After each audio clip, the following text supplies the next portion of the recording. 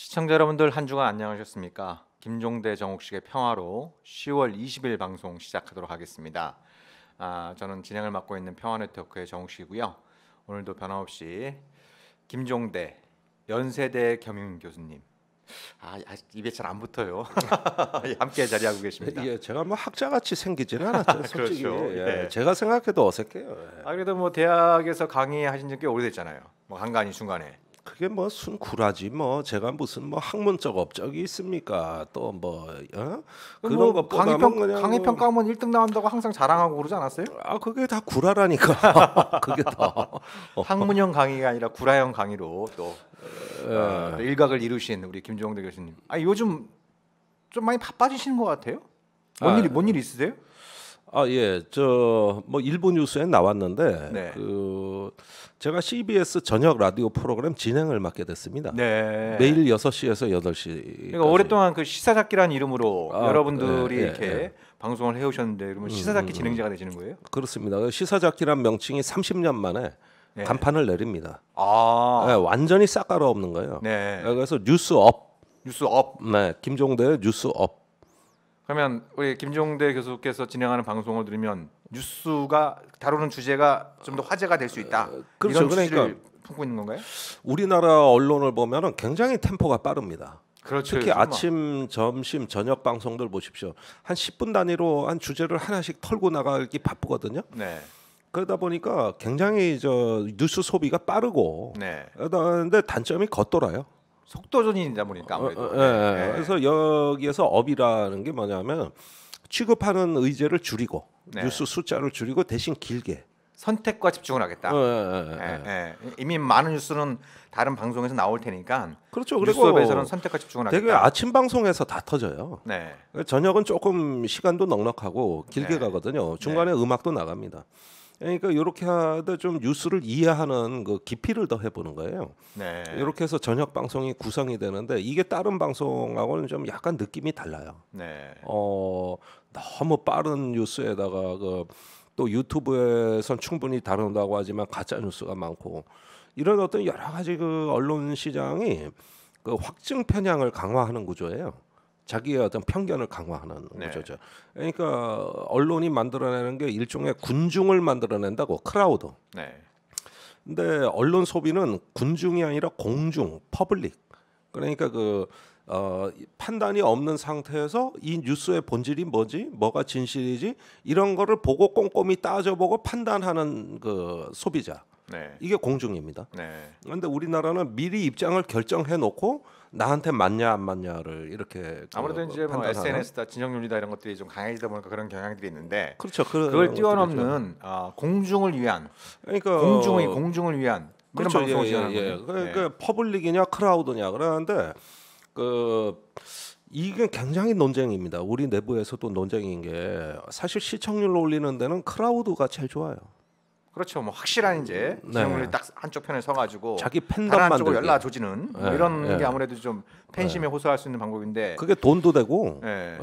또 이렇게 근데 민주주의의 근간은 그런 어떤 팬덤 문화보다는 공중의 힘입니다. 네. 그러니까 국가 이성 어떤 사리 분별 상식과 순리가 뭐냐 이런 부분에 따라 가지고 바꾸는 건데 미국의 경우에 이제 한참 지금은 많이 망가졌지만 미국이 우리나라보다 더 망가졌어요.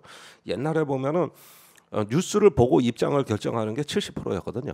네. 그런데 아주 나빠졌을 때 지금의 미국은 입장을 결정해놓고 뉴스를 보는 게 70%예요. 이제 거꾸로 됐다. 거꾸로 된 거예요. 네. 그게 이제 민주주의의 후퇴하고 맞물려 있는 거거든요.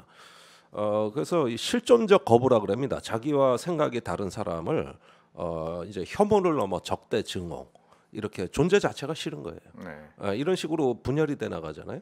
근데 그런 부분들이 결국 민주주의에 큰 후퇴를 가져오는데 단기적으로는 효과가 빠르죠. 우리 정치권도 그렇습니다. 제일 좋은 정치 전술이 뭐냐? 혐오감 조장이에요.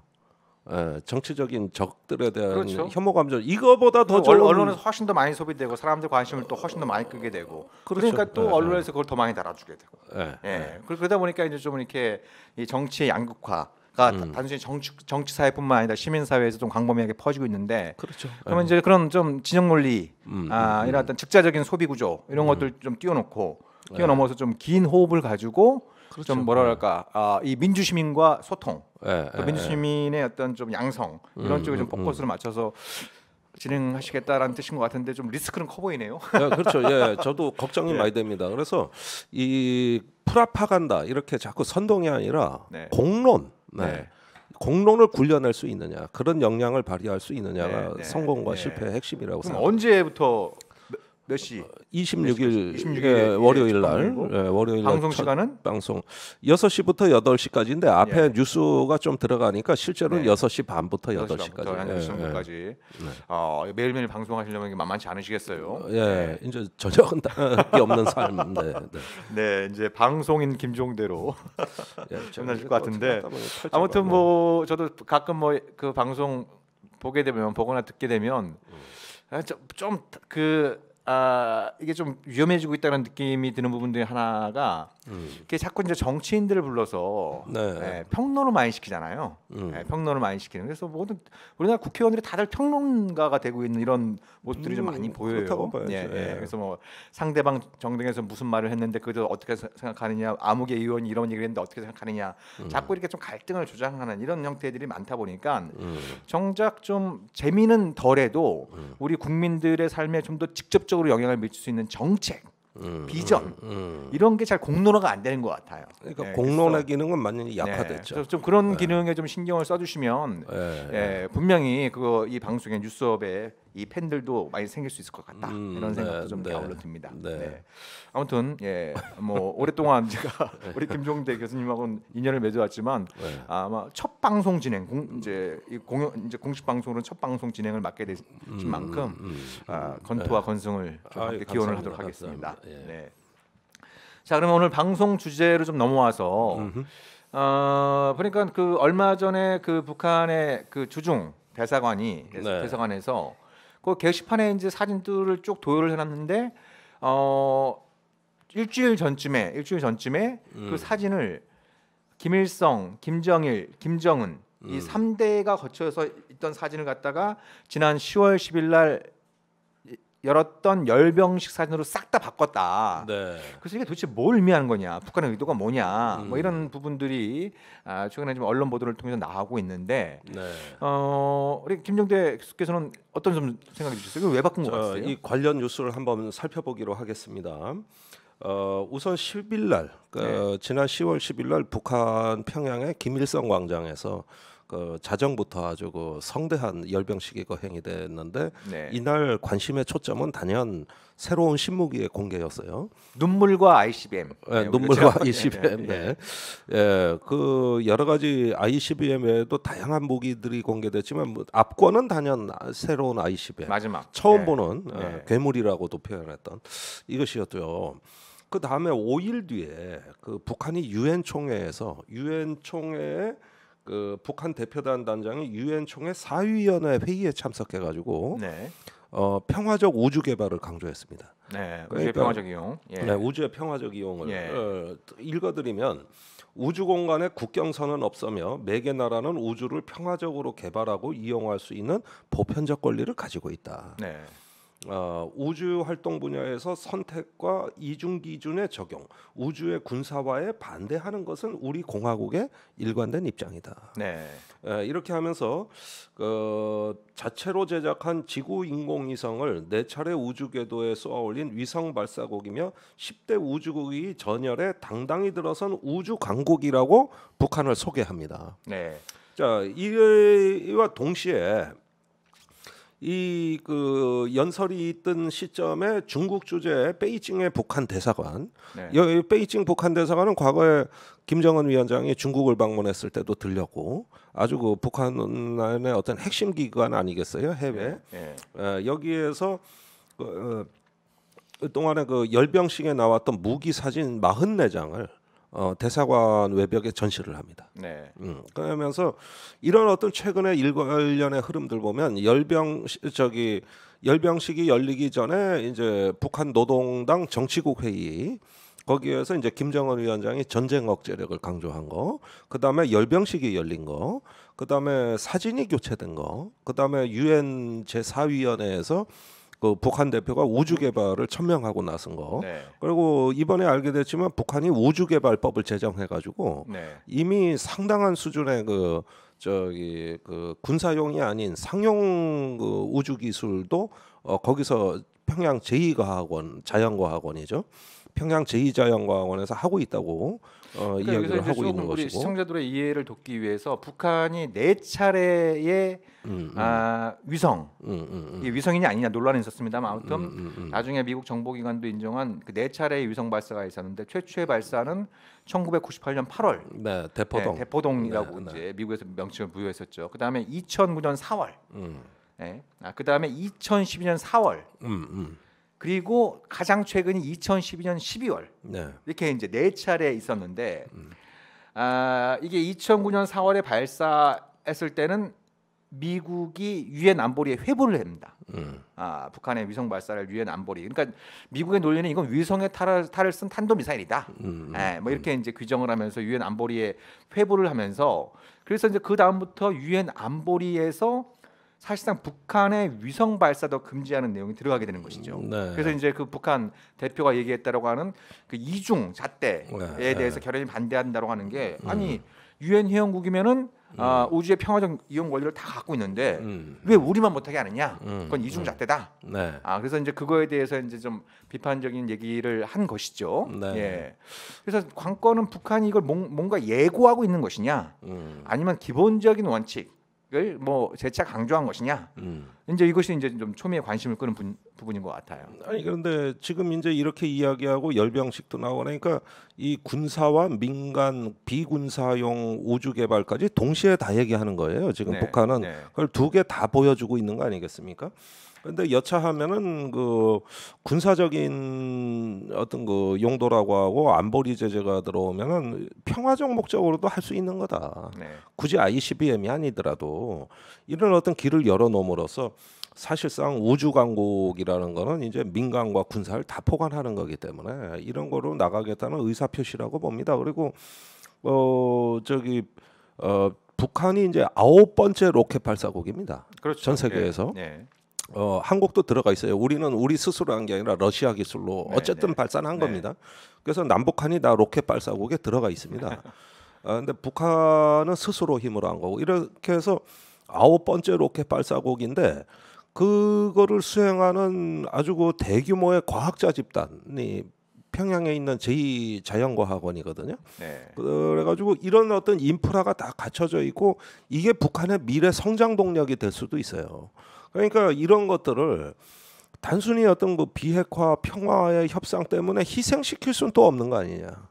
그게 아주 이제 중요한 포인트가 되겠죠. 그러니까 어찌되었든 그것이 뭐 여러 가지 그 공정성 논란은 있지만 안보리 결의에 따라서 북한의 위성 발사도 사실상 금지를 했고 그래서 이제 북한이 혹시라도 이걸 또 쏘게 되면 안보리에서 어떤 형태든지 논의가 불가피해지는 것이겠죠. 그래서 그러니까 뭐 ICBM 시험 발사보다는 이게 흔히 얘기하는 도발의 수준은 낮다고 얘기를 하지만 뭐 안보리에서 이미 그 위성 발사도 도발로 간주하는 이런 것들이 이제 지난 10여 년 동안 쭉 있어 왔고 북한도 2012년 12월 이후로 지금까지 안 써왔단 말이에요. 네. 8년 넘게 8년 가까이 지금 안 쓰고 있는 상황인데 왜 지금 이 상황에서 이 우주의 평화적 이용 권리, 특히 이제 위성 발사 권리를 강조한 그 이유가 무엇이냐? 이게 그냥 기존의 원칙적인 입장을 재천명한 것인지, 아니면 이걸 뭐 하나의 일종의 카드화하려고 하는 것인지 이런 부분들이 이제 앞으로 좀 중요한 두 포인트가 가지가 되겠죠. 다 있을 겁니다. 그런데 그 최근에 우주 개발 경쟁이 전 세계적으로 이루어지는 것은 일종의 추세입니다. 네.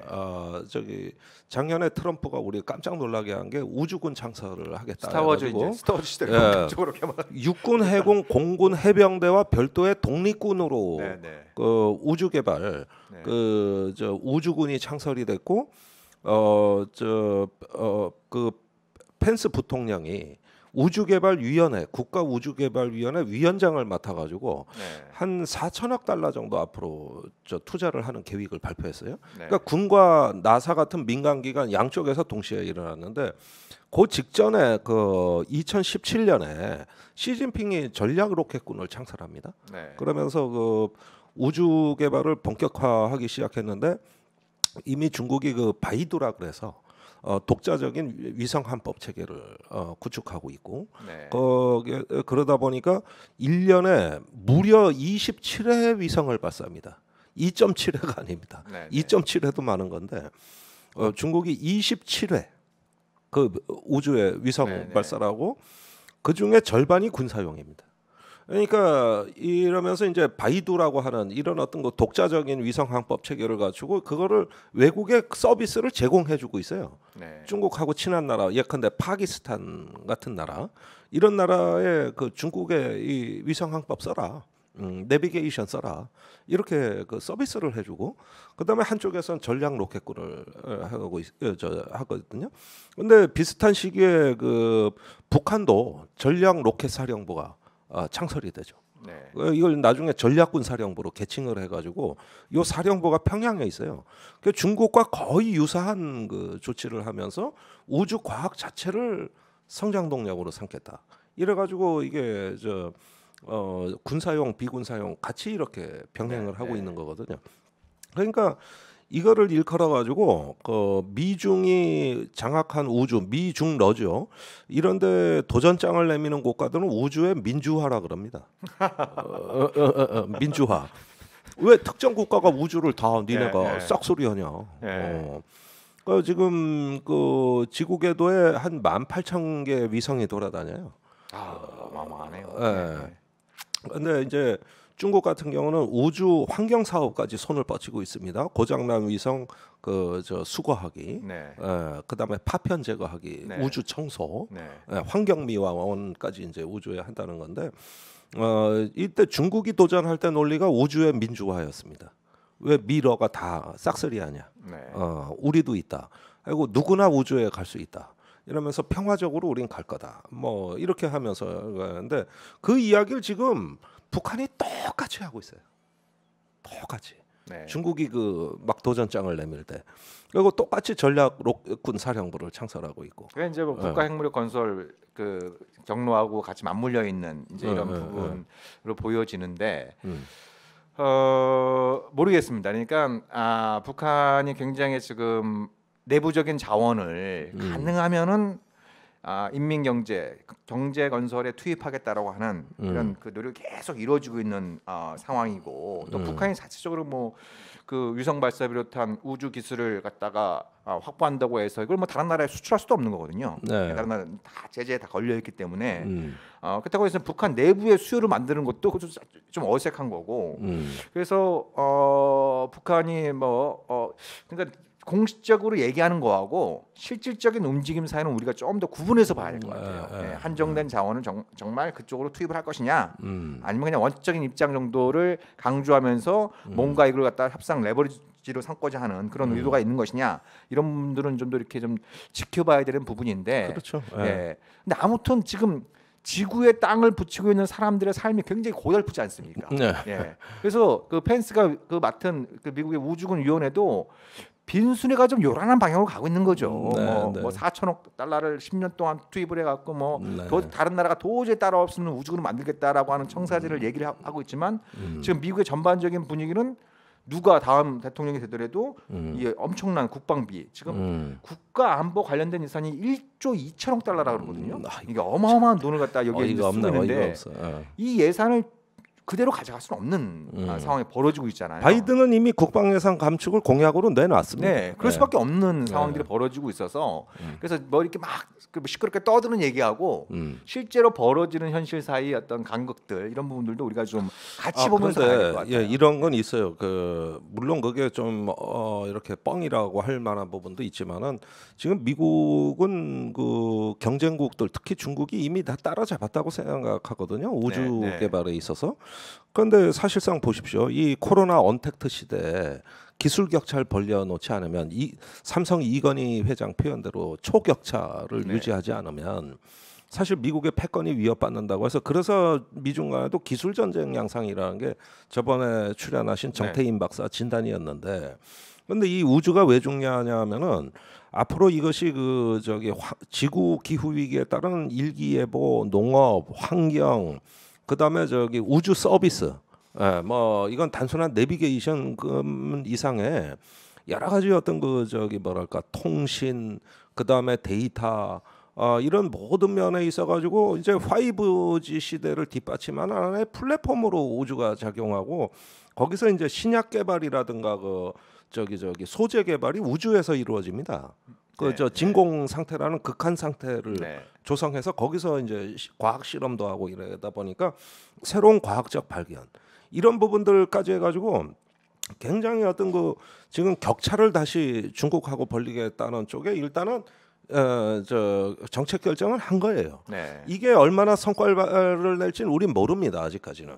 그러나 그 모든 면에서 기술적으로 중국을 확실히 눌러놓지 않으면 안 된다고 하다 보니까 자꾸 투자액이 늘어나는 거는 맞는 얘기고, 또 많은 어떤 국가들이 그 향후에 이제 그 뭐랄까 단순한 어떤 배와 자동차의 항해뿐만 아니라 심지어 배달 앱까지도 위성 그 데이터에 의존하는 이런 식의 어떤 상업까지도 이제 그 우주 서비스에 의존하는 걸로 간다고 보는 거예요. 그렇게 하면 이제 무인 자율 자동차도 위성 그 통신 서비스에 의존해야 되는 거고, 이런 어떤 미래 4차 산업혁명에 관련된 모든 인프라를 우주에서 제공해 주겠다. 이거를 일단 깔아놓는 거거든요, 선투자를. 그렇게 해놓으면은 제가 보기에는 그 초고속 통신, 각종 어떤 그 운송 서비스, 그다음에 과학적 발견에 이르기까지 격차 확대 전략으로 하나의 여기서 성장 에너지를 뽑아내겠다. 이게 미중이 경쟁이 붙은 거예요. 지금 경쟁이 붙어 있는 겁니다. 그렇죠. 그러니까 이제 그런 어떤 그 민간 부분, 이제 상업 부분 하고 이제 이 군사 부분이 서로 이른바 그 겸용하는 이런 부분들에 대해서 미국이 이제 상당히 촉각을 곤두세우고 있는 부분도 존재하긴 하는데, 그렇지만 이것이 이제 우주의 군사화라고 하는 부분들이 돈은 엄청나게 많이 들어가면서 이게 실제로 효과가 있는 거냐? 이런 논란들은 뭐 수십 년 동안 제기되었던 문제고, 그래서 미국이 오랫동안 자기들 위성 발사하는데 러시아 가서 러시아 로켓을 쏘고 있잖아요. 그러니까요. 가성비를 따져서 막 이런 그 부분들이 캐나다도 있는데, 그러더라고. 근데 이 지금은 이제 이 안보의 경제성이 날로 중요할 수밖에 없는 시대에 진입을 하고 있어서 그래서 뭐 지금 일부 언론들이 거론하는 어떤 우주의 군사화 이런 부분들이 가성비가 잘 대표적으로 안 맞는 분야, 안 맞지. 안 맞는 분야이기 때문에 그건 좀 더 지켜봐야 될 이런 측면이 있는 것 같아요. 반면에 민간 분야는 오히려 그럴 수 있는 거죠. 우주의 군사화보다는 민간 분야 뭐 이런 부분은 의외로 기술 발전에 따라 가지고 가성비가 있다는 쪽으로 서서히 전환이 되고 있거든요. 요즘은 로켓을 발사해 다시 회수해 또 쏘지 않습니까? 스페이스X의 그 앨런 머스크 회장이 그 로켓도 회수했고. 그런데 오히려 우주라는 어떤 새로운 공간에서 제공하는 폭넓은 서비스가 경제적일 수도 있다. 그러니까 내년부터는 저 민간인 우주 여행도 개방되거든요.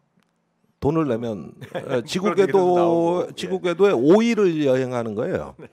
그러니까 꿈 같은 얘기가 이제 현실로 뭐 다가오는 측면이 있을 텐데. 그러니까 과거에는 비경제적이었는데 기술이 발전한 다음엔 어떠냐는 거죠. 군사 분야는 여전히 실효성이 없어요. 그러나 그 민간 분야가 서서히 약진하면서 최근에 우주 자산의 절반이 이제 민간 자산에 해당됩니다. 그리고 미국 정부만 뭐 4천억 달러 쏟아붓는다는 얘기가 아니에요. 민간 투자를 받겠다는 거거든요. 근데 투자 기업이 나오고 있다고. 그리고 자기들 자본으로. 그래서 심지어 나사 미 항공우주개발국에서 그 스페이스X에 저 돈을 주고 대신 로켓을 발사하는 걸 의뢰하기 시작하는. 민간이 정부 로켓 발사를 수주하는. 이 현상이 이미 나타났다는 것이죠. 그런 만큼 저기 하나의 경쟁이 치열하게 시작된 건 맞다. 그리고 가소성도 높아진다. 그리고 북한 같은 경우는 이제 저도 북한에 갔을 때 의외로 이 사람들이 뭐 5G니 뭐 빅데이터니 이런 얘기하는 거 보고 저 굉장히 놀랐는데, 자꾸 이런 쪽으로 그동안 군사용 목적으로 확보한 과학기술 집단을 미래에는 민간용으로 전환해서 쓸 수가 있는 거죠. 그런 양수 겸장이 우주 개발이 되는 거거든요. 그러니까 중국이 보면 이른바 이제 4차 그 산업혁명 시기에 보면 그 뭐 기술 제조 요즘 그런 표현 안 씁니다만 기술 그 제조 2050 네. 2025 2025. 예. 이런 얘기를 할 때 그게 이제 세 가지 효과를 노린 거잖아요. 하나는 경제 논리가 있는 거고 안보 논리가 있는 거고 또 하나는 이제 통치 논리가 있는 거죠. 그러니까 그 4차 산업혁명 기술에 입각해 갖고 이 뭐 중국이 이제 지금 그 코로나에서 가장 빨리 졸업하고 있는 국가가 되고 있는 핵심적인 이유 중에 하나가 이 스마트폰에 기반을 둔 이 감시 체제, 그렇죠? 이런 것들이 굉장히 막 그 실시간으로 이루어지고 이런 부분들이 있으니까 권위주의적인 통치 방식을 또 효율화할 수 있는 이런 일석삼조의 효과가 있으니까 여기에 굉장히 많은 지금 자원을 투입을 하고 있는데 북한도 비슷한 관심을 가질 법하겠죠. 맞습니다. 북한도 예. 예, 경제 논리, 안보 논리, 그다음에 통치 논리 이런 걸 갖다가 종합적으로 볼 때는 북한도 이쪽에 이제 관심을 가지고 굉장히 많은 인력과 자원을 투입을 하고 있는 이런 그 상황에 있는데 아무튼 우리가 이제 일부 방송을 좀 마무리할 것 같은데 이제 전반적으로 이제 김정은 집권 이후 이제 내년이면 벌써 만 10년째가 되는 그렇죠. 이렇게 되는데 그 2012년 4월달 열병식 때 더 이상 인민들이 허리띠를 졸라매게 하지 않겠다라는 어떤 그 발언도 굉장히 좀 화제를 낳았습니다만 이번에 열병식 때는 그만큼 하지 못했다. 뭐 자책하면서 좀 뭐 고맙다 그러고 눈물이 눈물을 나오고. 흘리는 이런 어떤 그 모습을 보였던 것이 일정 정도의 실패를 본인도 자인을 하고 있는 이런 어떤 부분들이 그 존재하는 것이고 다른 한편은 우리가 전반부에 좀 다뤘던 것처럼 핵무력을 중심으로 한 새로운 전략 무기를 굉장히 과시하는 이런 모습이 좀 같이 나타나고 있잖아요. 네. 그래서 이것이 뭐 김정은이 다시 이제 병진 노선으로 돌아가는 것이 아니냐 이런 진단들도 좀 있어요. 예. 그러니까 병진 노선이 경제 건설과 핵무력 건설 병진 노선. 2013년 4월달에 공식화한 그런 그 노선이었다가 2018년 4월달 노동당 그 이제 전원회의를 통해서 새로운 전략 노선, 즉 경제 건설에 총력을 집중하겠다라고 하는 새로운 전략 노선으로 전환을 했는데 이게 뭐 북미 대화가 잘 안 되면서 다시 이제 병진 노선으로 회귀하려고 하는 조짐을 보이지 않느냐 이런 얘기들이 있어요. 글쎄 저번에 정태인 박사하고 방송할 때도 그 얘기가 나왔었어요. 근데 저는 병진보다는 융합 노선이라고 봅니다. 융합. 예. 그러니까 자 핵과 경제는 따로 병진하는 것이 아니고 이렇게 우주 개발이라는 이런 담론이 나오면은 이게 바로 경제다. 우주 개발 이 로켓 기술이 이게 자체가 경제다. 그러니까 병진이 아니라 같은 거다. 이게 이제 그 융합 노선 아니냐 이런 것이죠. 그러니까 지금 북한이 당분간 전략 로켓을 발사할 가능성은 없어 보여요. 아직은 국제 정세에 이 돌아가는 여러 미국 대선을 비롯한 변수들을 관찰하고 관망하고 있는 것 같지만. 그렇지만 과학자들은 놀고 있을 수가 없고 기술은 또 하나의 이게 생물체 같아가지고 이 과학 기술이라는 건 자체적으로 진화를 해버립니다 이게. 거기에다가 그 도전적이고 창의적인 정신을 잔뜩 고취시켜서 하나의 그 국가의 상징으로 만들어 버렸어요. 그도 그럴 것이 왜 그 열병식 때 단상에 옆에 서 있던 사람이 최근에 원수 칭호를 받은 리병철 노동당 부위원장입니다. 이 양반이 그 이 전략 로켓을 개발한 책임자거든요. 그 다음에 그 옆엔 총참모부장 박정천이 서 있고 둘 다 원수. 이 두 사람이 쾌속 승진이 올해 초부터 보여진 일입니다. 차수로 승진했다는 뉴스가 나온 게 5월이고 지금 원수로 승진한 게 10월인데 원수급이면 이제 위에 대원수 하나밖에 없어요. 과거에 김일성이 이제 대원수 아니었습니까? 그거 하나밖에 없다. 그러니까 그 툭하면 과학자들 찾아가서 업어주고 평양에 과학자 거리 조성하고 이렇게 했던 거는 그게 순순히 뭐 군사용이었기 때문에 그렇게 했겠습니까? 이 자체다 이게 생존술이고 그러면은 이제는 병진이 아니라 융합 아니냐 그러면서 우리는 세계를 향해 도발할 어떤 의도도 없다. 그러나 우리도 먹고 살아야겠다. 우리도 강국으로 가야 되겠다. 이렇게 하면은 이 우주 강국이라는 용어 속에는 저기 그 뭐 단순히 군사 문제가 아니라 먹고 사는 문제도 다 들어가는 거기 때문에 이렇게 해가지고 이제 하나의 어떤 결이 다른 정책 레토릭이 나오는 거 아니냐 이 얘기예요. 뭐 사실 김정은이 집권 초기 때부터 비슷한 취재 얘기를 해왔어요. 비슷한 취재 얘기를 해왔고 특히 이제 그 코로나 또 수혜 여기에 이제 오랫동안 존재했던 제재 이런 것들이 맞물리면서 경제가 굉장히 어려워지는데 이 지금 이 경제적 어려움을 군을 앞세워서 좀 돌파하는 네. 복구 사업 또 뭐 어떤 군수공장에서 트랙터를 만들게 했는데 굉장히 훌륭한 트랙터를 만들어냈다 이런 부분들이 과거에 덩샤오핑의 개혁 개방 그 시기에 중국의 군수 산업 군수 공장에서 이제 뭐 민수용 제품을 찍어냈다 만들어냈다 이런 것과 굉장히 흡사한 모습들을 보이고 있는 측면이 있습니다. 그러니까 이제 그런 부분도 분명히 존재하는데 그렇지만 이제 우주는 아직까지는 뜬구름 잡식의 얘기인 것이고 먼 훗날 중요한 거는 얘기가 이제 땅에 발붙이고 있는 인민들 북한 주민들의 삶을 얼마만큼 좋게 만드느냐라고 하는 부분들이 굉장히 핵심적인 이제 관건이 될 수밖에 없고 그런 측면에서 볼 때 전반적으로 볼 때 이런 그 핵무력을 비롯한 새로운 전략 무기를 과시한 데에는 뭐 최근에 북한이 그 직면해 하고 있는 이 흔히 얘기하는 이제 안보 위기 이런 부분들이 과거에 비해서 수그러들었다고 보기 힘들잖아요. 일단 북미대화가 잘 안 됐고 한국도 사상 최대 규모의 지금 전력 증강을 하고 있고 또 일본도 뭐 군사 강국을 향해서 나가고 있고 뭐 우리가 주변국 위협을 얘기하지만 까놓고 얘기하면 북한이 훨씬 더 심각하게 느낄 수 있는 거잖아요. 포위되어 가고 있는 거예요. 그렇죠. 예. 또 뭐 중국에 대해서는 과도한 의존에 대해서 이제 경계심을 갖고 있고 이런 부분들이 있으니까 흔히 얘기하는 안보 환경은 좀 악화되고 있는 이런 어떤 부분들이 있으니까 이걸 이제 전략 무기를 통해서 적어도 우리가 우리 스스로를 지킬 수 있는 힘을 확보했다. 이제 이 힘을 믿고 우리는 이제 인민생활과 경제 발전에 온 힘을 쏟아붓자라고 하는 이런 어떤 호소가 깔려 있는 것 같긴 해요. 예. 그렇지만 이것이 과연 제재가 이렇게 강하게 유지되는 상황에서 그렇죠? 그러면 이제 여기는 이제 코로나 앞으로 또 이 기후 변화 때문에 기후 위기 때문에 북한이 여러 가지 또 자연재해를 입게 될 가능성도 더 높아질 가능성이 높은 것이죠. 예. 이런 부분들을 종합적으로 고려할 때 그런 고민들이 내년 1월로 예정된 노동당 8차 당대에서 어떻게 풀어낼 것이냐 이런 부분이 굉장히 중요한 포인트가 될 것 같아요. 그렇죠. 그러니까 사실은 우리도 한때 조금 너무 그 안이하게 생각했던 거 아닌가 반성하게 되는 것은 한반도 비핵화라는 문제가 몇 번의 협상으로 해결될 수 없는 매우 그 중증적인 구조면서도 또 북한으로 하여금 사실상 그동안에 구축해 놓은 모든 어떤 그 성과를 부정하는 걸 강요하는 거기 때문에 생각처럼 간단치 않다는 거 이 부분을 좀 깨달아야 될 것 같습니다. 그게 단순한 어떤 비핵화 담론으로 한반도를 관리할 수 있겠는가 하는데 의문이 좀 들어요. 그것보다는 그러면 포기할 수 없는 나의 생존 어떤 그 자산이 있고 또 우리의 능력, 힘, 아이디어가 있는데 나를 보고 어떤 불구자가 되라고 이런 거 다 포기하고 그런 어떤 그 강요를 북한이 받는다고 한다면은 이걸 섣불리 포기하는 것보다는 평화적인 전환으로 이렇게 이끌어갈 수 있는 다른 경로는 없을까 하는 생각도 좀 해보게 되네요. 그러니까 그게 참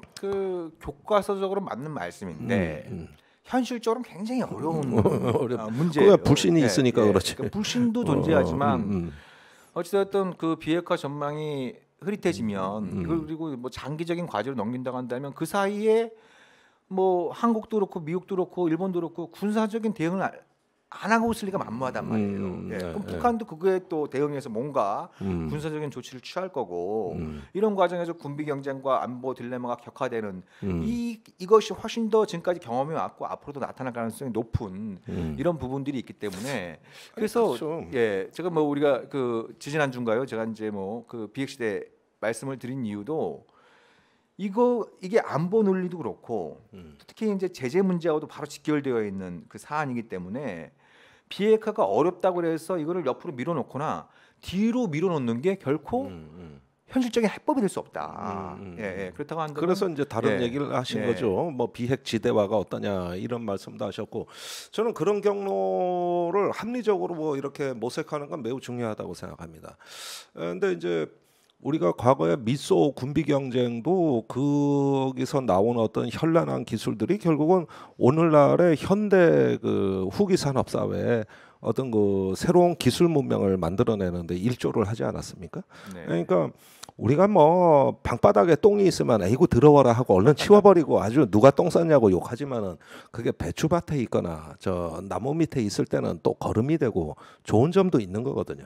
그러니까 이왕 평화적 전환을 한번 설계한다면 이렇게 정치적으로는 비핵지대화라는 어떤 것들, 어떤 사법적인 또 정치적인 영역으로 있지만은 그러면 있는 자산을 없앨 수는 없으니까 이걸 어떻게 전환해 나가느냐, 새로운 기술 문명으로 하느냐. 그래가지고 저는 남북 관계도 과거에 김대중 노무현 대통령 시절에 난개발식 그 남북 협력이 아니라 네. ICT를 활용한 남북 협력이 어떠냐. 그 사물 인터넷이라고 하잖아요. 이런 걸 통해 가지고 북한 경제 개선에 어떤 그 일조를 해주고 북한의 인프라를 거기 붙여준다든가. 근데 뭐 문제는 이런 식의. 그게 예. 대북 제재의 대표적인 품목들이라는 아니 거예요. 품목들인데 그러니까 품목들이 비핵지대화처럼 나중에 예, 예. 이 솔루션을 갖다가 네.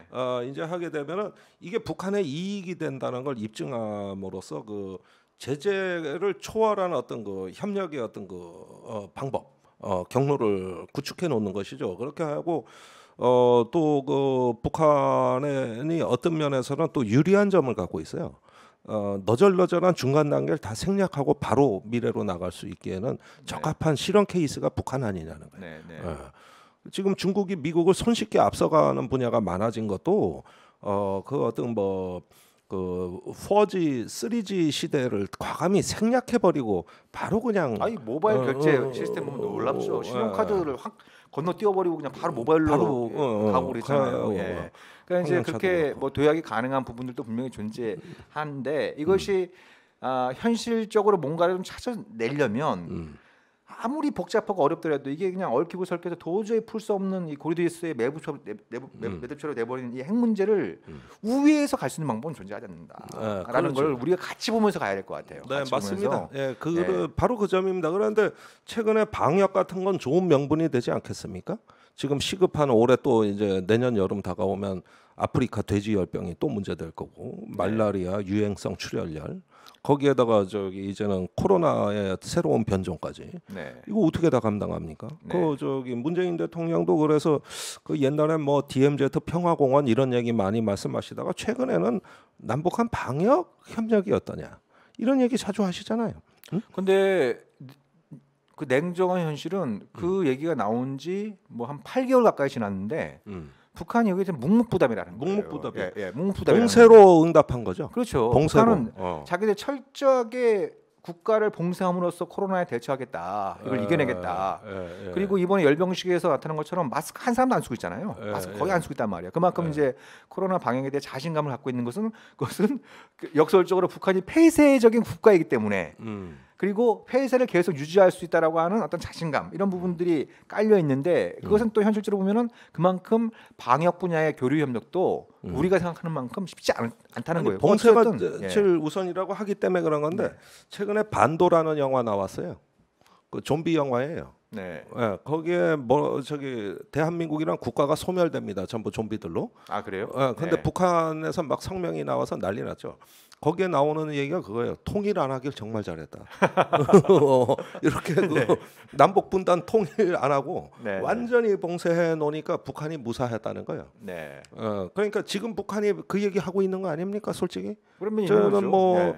저번에 연평도에서 우리 공무원을 피살한 그런 극단적인 행동이 왜 나왔습니까? 아니 봉쇄예요. 그렇죠. 이래서 생존하겠다는 거거든요.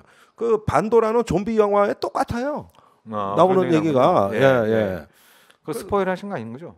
아니 그러니까 이런 점에서 보면은 그렇지만은 지금 이것은 어떤 그 지금의 불확실하고 불안정한 국면에선 북한이 저럴 수도 있는 겁니다. 그러나 언제까지 그럴 겁니까? 이렇게 되면은 이제 성곽국가를 만들겠다는 건데 영원히 개혁 개방 국제사회로 못 나오는 장벽을 스스로 쌓는 건데 그 성곽국가 이제 중세 도시 같이 되는 거거든요. 그런 건 그러니까 있을 수가 북한이 없는 뭐 거라며. 계속 그렇게 갈 수는 없는데 그래서 뭐 북한이 사실 좀 작년 올해 많이 기대했던 것이 이제 중국을 비롯한 이제 외국인들의 관광객을 많이 좀 받아서 이거를 통해서 좀 뭐 경제 활로를 모색하고자 했는데 이 코로나 때문에 다 막혀 있는 상황이란 말이에요.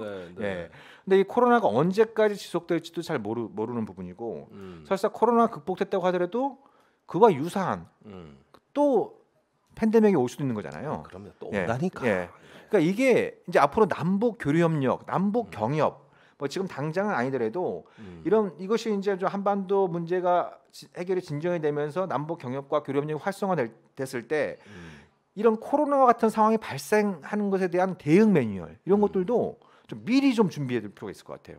예. 예를 들면 개성공단이 아마 계속 유지가 됐다고 하더라도 코로나 국면에서 일단 중단되지 않았겠어요? 지금 같은 상황에서는 중단됐을 거란 말이에요. 중단됐다고 봐야죠. 동방상강도 막 예, 계속 됐다고 하더라도 아마 중단이 됐을 거란 중단됐을 말이에요. 겁니다. 예. 그러니까 이런 어떤 부분들을 우리가 지금 뭐 상황들을 갖다 반면 교사로 삼아서 우리가 말로는 뭐 남북 교류협력, 경제협력이 잘 되면 좋겠지만 이건 어찌됐든 계속 사람들이 오가고 만나야 되는 물자가 오가야 되는 이런 문제들인데 이 코로나 그 시대를 거치면서 이 남북 관계 뉴 노멀을 어떻게 찾아갈 것이냐 이런 부분들도 뭐 정책 결정자나 또 이 관련된 연구자들의 중요한 관심 분야가 돼야 되지 않을까 이런 생각도 네, 아울러 드네요. 네.